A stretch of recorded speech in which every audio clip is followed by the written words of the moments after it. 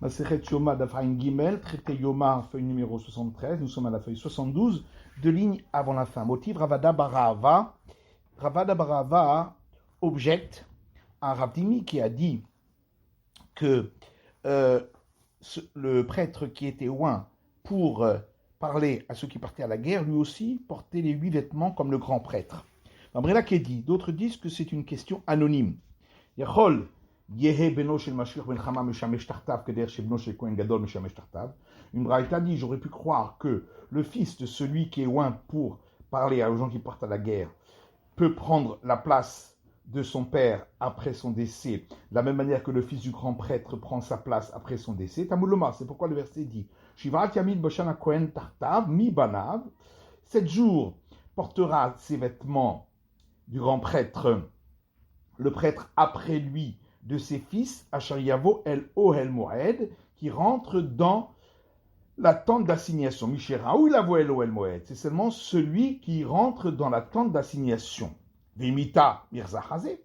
Si on dit que le prêtre qui parle aux gens qui vont à la guerre porte les 8 vêtements, il peut donc lui aussi entrer dans la tente d'assignation dans le sein des saints. Alors pourquoi c'est pas valable pour lui? Amar Abraham Baitzak Achike Amar. Abraham Baitzak dit voilà ce que la braïta veut dire. Kol she'aikar meshichato lo el moed. Tout celui dont l'essentiel de la raison pour laquelle il a été oint, c'est pour pouvoir entrer dans la tente d'assignation dans le sein des saints. Yatzazé she'aikar meshichato le milchama. À l'exception de celui-là, dont l'essentiel de la raison pour laquelle il a été oint, c'est pour parler aux gens qui vont à la guerre. Mais Tivé, alors, autre objection.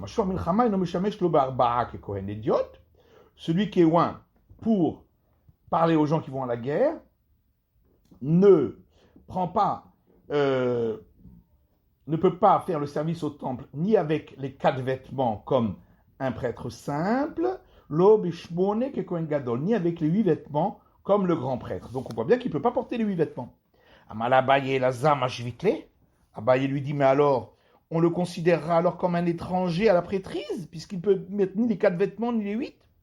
Et là, Kohen Gadol Mishum Eva. En réalité, la raison pour laquelle il ne peut pas mettre les 8 vêtements comme le grand prêtre, c'est pas que la Torah lui a interdit, c'est les sages qui lui ont interdit, de peur que ça entraîne une haine de la part du grand prêtre qui serait jaloux.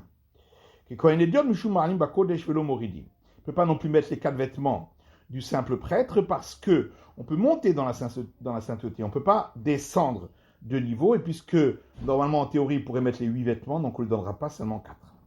Amale Ravada Baraba le Rava. Ravada Baraba dit à Rava, Veha Aitana, Delek le Eva, Velaka Meshamesh. Pourtant nous avons trouvé une braïta selon laquelle il n'y a pas de raison de penser qu'il y aurait une jalousie de la part du grand prêtre et une haine, et malgré tout, le prêtre qui est oint pour parler aux gens qui vont à la guerre ne met pas les 8 vêtements. Des Tanya, comme c'est écrit dans une braïta. Voici la liste des différences entre le grand prêtre et le prêtre simple. Par Abal Kol HaMitzvot, c'est que le grand prêtre lui amène un taureau lorsque il a transgressé un des interdits de la Torah. Ou par Yom Kippourim, c'est lui aussi qui amène le taureau expiatoire du jour de Kippour. Vers Asirita Efa, et lui seul doit apporter tous les jours l'offrande à base de farine d'un 10e de Efa de volume. L'Oporea, il ne se laisse pas pousser les cheveux lorsqu'il est endeuillé. Veloporem, il ne déchire pas ses vêtements. Avalporem ou le matin, il fait juste une déchirure au bas du vêtement. Vaïdiot minmala, alors que le prêtre simple fait une déchirure en haut du vêtement. Et le grand prêtre ne se rend pas impur lorsque des proches sont morts. Et il a l'obligation de se marier avec une jeune fille vierge. Il n'a pas le droit de se marier avec une veuve. Et lorsqu'il meurt, celui qui avait tué involontairement et qui était dans une ville de refuge pouvait quitter la ville de refuge et rentrer chez lui, ou makriv onen, et le grand prêtre peut apporter des offrandes et des sacrifices lorsqu'il a perdu un proche qui n'est pas encore enterré. Ve'eno ochel, par contre, dans ce cas, il ne peut pas les manger.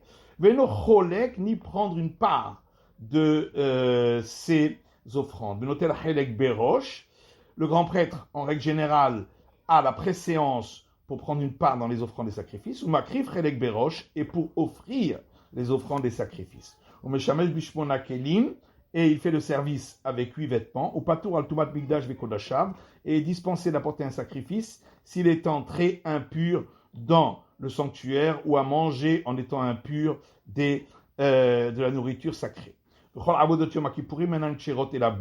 Et tout le service de Kippour n'est valable que lorsque c'est lui qui le fait.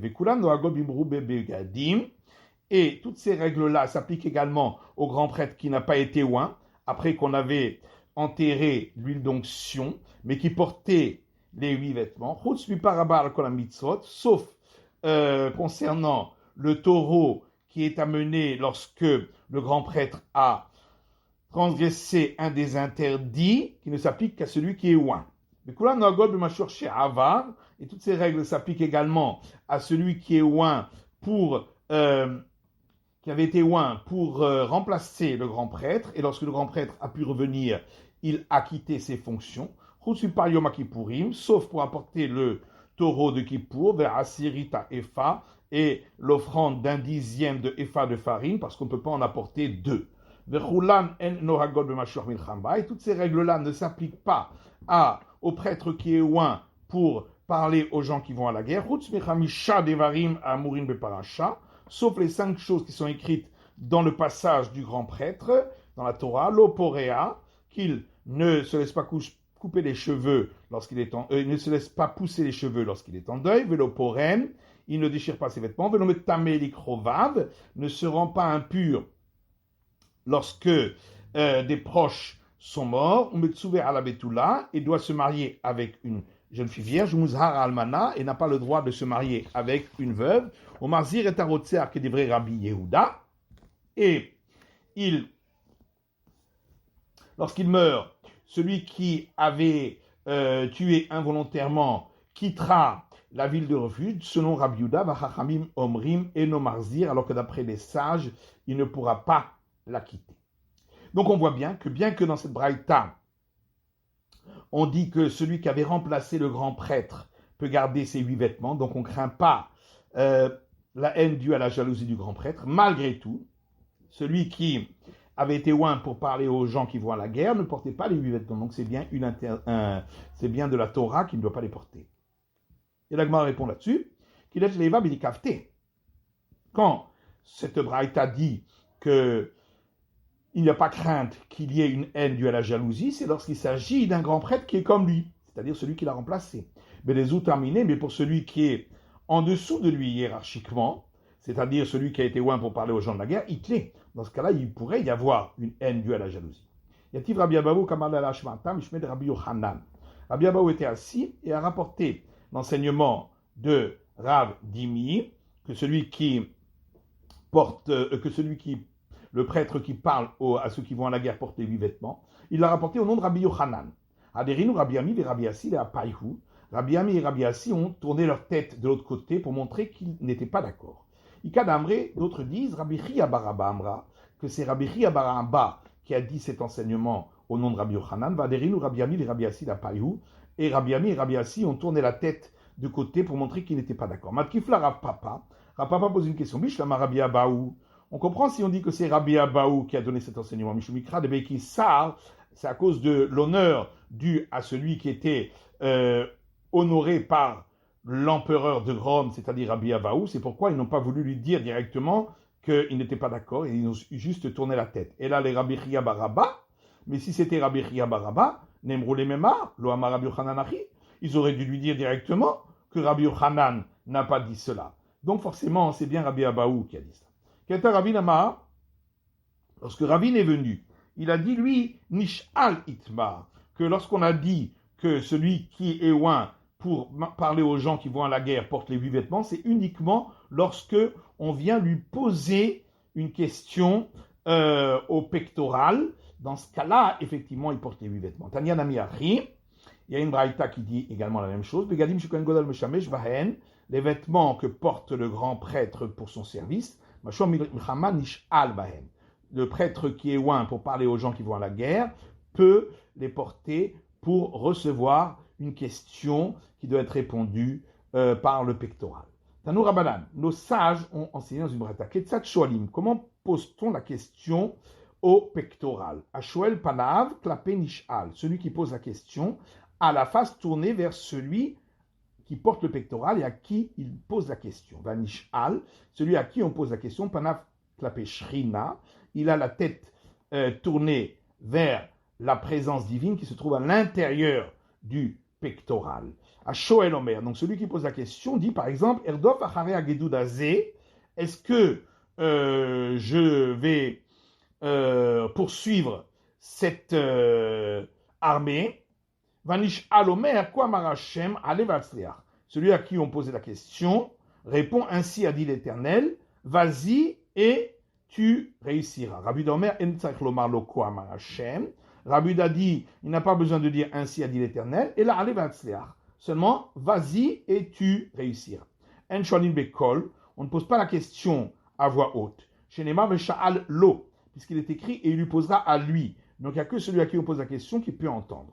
Velo meharer belibo, par contre, il ne doit pas simplement penser la question dans son cœur. Shenema vesha'al lo lifnei Hashem, parce qu'il est dit dans le verset, et il lui posera la question à lui devant l'Éternel, et après c'est marqué alpiv, avec sa bouche. Et là, Keder Shamra Chana Bitfilata, mais comme Chana a prié, Shenema vechana medaberet aliba, comme il est écrit, Chana parlait à voix basse à son cœur. En shoalim shte dvarim ke'echad, on ne pose pas deux questions d'un coup. Vimshal en marzirin ela echad. Et s'il a posé deux questions, on ne répondra qu'une des deux questions. Ven marzirino et la rishon, et ne sera répondu que la première question. Shenema, comme on voit un verset, Haizgeruni ba'ale ke'ila peyado. David a posé la question pectorale, est-ce que les gens de la ville de Keïla, dans laquelle il voulait entrer pour se réfugier, vont me livrer dans les mains de Shaoul, qui me poursuit? Hayerel Shaoul vegomer. Et est-ce que Shaoul va descendre jusqu'à cette ville de Keïla? Yomer Hashem Yered. Et l'Éternel a répondu, il descendra. Vera Martin Marzirim el Arishon. Ah, pourtant tu as dit qu'on répond qu'à la première question, et là c'est la deuxième qui a été répondue. David Sha'al Shelo Keseder. Seulement David a posé des questions dans le désordre. D'abord, il aurait dû demander si Shaoul va descendre, et ensuite si on va le livrer entre les mains de Shaoul. Verzirulo Keseder. C'est pourquoi on lui a répondu en fonction de l'ordre dans lequel la question aurait dû être posée. Alors il a compris qu'il avait posé les questions dans le désordre. Alors il a posé à nouveau la question, mais cette fois-ci dans l'ordre.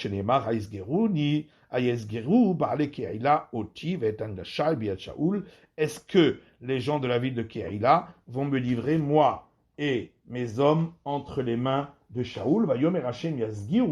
Et l'Éternel a répondu, ils te livreront. Si on est très pressé et qu'il faut poser les deux questions d'un coup, Marzirino Shnaim, à ce moment-là, seront répondues les deux questions d'un coup. Chez Nehemar, comme on voit un verset, Vaishal David Bachem les morts. David a demandé à l'Éternel en disant, Erdof Achara Gedudazé, est-ce que je vais poursuivre cette armée? Ha'asigenu, et est-ce que je vais la vaincre? Yomerlo, il lui a répondu, Redof, poursuis, qui a Sektasil, car tu vas réussir, va Seltatsil, et tu sauras le peuple d'Israël. Bien qu'un décret d'un prophète peut être annulé,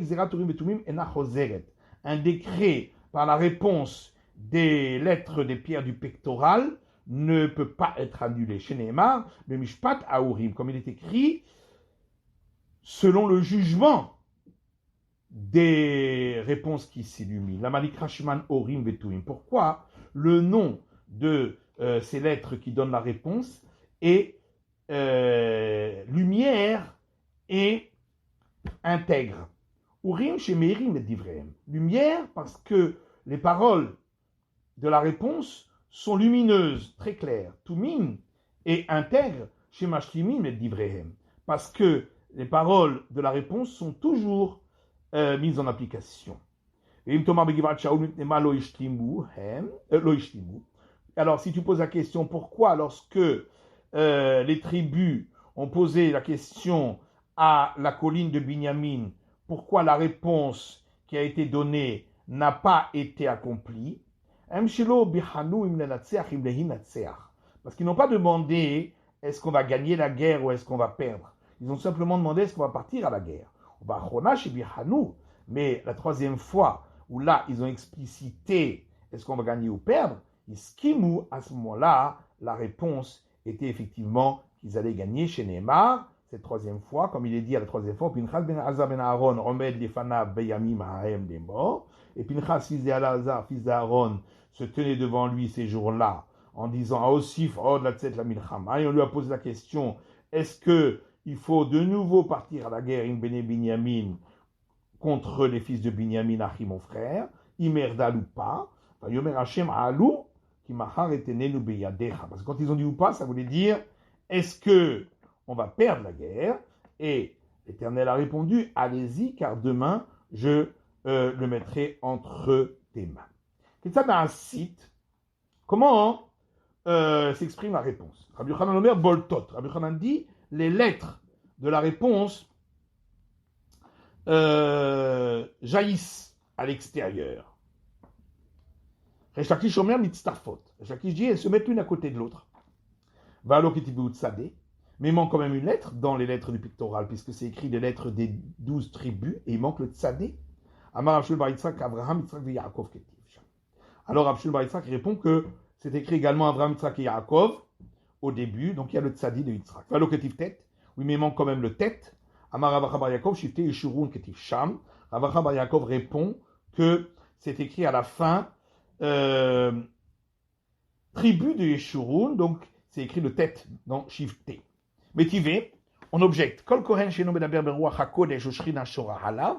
Tout prêtre, donc qui ne parle pas avec un esprit saint, avec l'esprit saint, et donc que la présence divine ne repose pas sur lui, en shoalin lo, on ne lui pose pas de questions pectorales. Share sha'al sha'ul va'al talo, puisqu'on a posé une question pectorale de Sadok et la réponse, il a pu la donner, Aviatar velo altalo, alors que pour Aviatar, on a posé la question et la réponse, il n'a pas pu la donner. Chez Neymar, Ya'al Aviatar Atom Kola'am, comme il est écrit, et Aviatar a été mis de côté jusqu'à ce que tout le peuple est passé.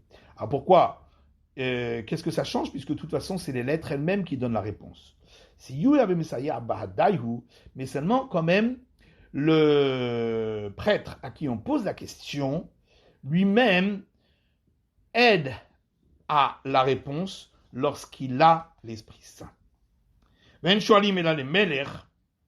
question n'est posée que par un roi ou quelqu'un dont le peuple d'Israël a besoin. Mananim, il est dit le c'est toi, Rabbi Avaoud a marqué, Rabbi Avaoud dit parce que le verset dit, et devant Elazar le prêtre, donc qui est devenu grand prêtre, et il se tiendra, et il lui posera la question sur le jugement des lettres qui s'illuminent, des Gomer, etc. Et c'est écrit ensuite, Hu ou Bnei Israélimo, lui et les enfants d'Israël avec lui. Hu, Zemelech, lui, c'est le roi. V'chob Bnei Israélito, et tous les enfants d'Israël avec lui, Ze Mashor Milchama, ça c'est celui qui est oint pour parler aux gens qui vont partir à la guerre. V'chol Ha'eda, c'est marqué toute l'assemblée, Zou Sanhedrin, ça c'est celui qui est responsable du Sanhedrin, c'est-à-dire le chef du Sanhedrin qui peut lui aussi poser des questions. Mishnah. Prochain chapitre, Matitin. Yom Kippourim Nasu B'achila ou B'shtiya. Le jour de Kippour, on n'a pas le droit de manger ni de boire, ou B'chitsa, ni de se laver, ou B'sicha, ni de se oindre avec une huile, ou B'ne'ilat has-sandal, ni de porter les chaussures en cuir, ou B'tashwish amita, et ni d'avoir des relations conjugales. V'amelech v'akala yechatsu et penehem. Le roi et la jeune mariée ont le droit de se laver leur figure. V'achayat in'olet has-sandal, et la femme qui vient d'accoucher, donc dans le premier mois qui suit l'accouchement, aura le droit de mettre des chaussures en cuir, parce que sinon elle risquerait d'attraper froid, et attraper froid c'est mauvais pour une femme qui a accouché. Dit Rabbi Eliezer, ça c'est uniquement la vie de Rabbi Eliezer, mais les sages interdisent. Aochel kakoté vetagassa, celui qui mange